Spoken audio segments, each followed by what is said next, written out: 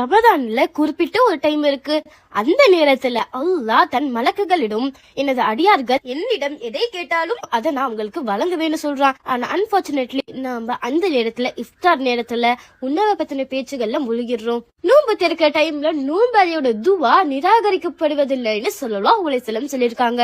யோசிச்சு பாருங்களேன், நீங்க எதை கேட்டாலும் அது கிடைக்கும். கேக்குற விதம் மட்டும் நீங்க தெரிஞ்சுக்கணும். இஃப்தார் டைம்ல சரியா 5 நிமிஷத்துக்கு முன்னாடி எல்லாரும் அமைதியா இருக்கும் போது ஸல்லல்லாஹு அலைஹி வஸல்லம் அவங்க கஷ்ட காலங்கள்ல ஓதிய அவங்களுக்கு ரொம்ப பிடிச்சமான இந்த துவாவை நீங்களும் ஓதுங்க. யா ஹய்யூ யா கய்யூம் பிரஹ்மதிக அஸ்தகீஸ். இது இஸ்மி ஆஸம் ஸல்லல்லாஹு அலைஹி வஸல்லம் சொல்லிருக்காங்க. அல்லாஹ்வோட மிகச்சிறந்த பேர்களை கொண்டு ஒருவர் கேட்கும் போது நிச்சயமா அவன் பதில் கொடுப்பா.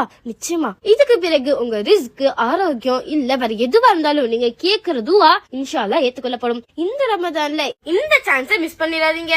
இந்த வீடியோவை தொடர்ச்சியான நன்மையை அடைய உங்க ஃப்ரெண்ட்ஸுக்கும் ஷேர் பண்ணுங்க. யாருக்கு தெரியும் உங்களோட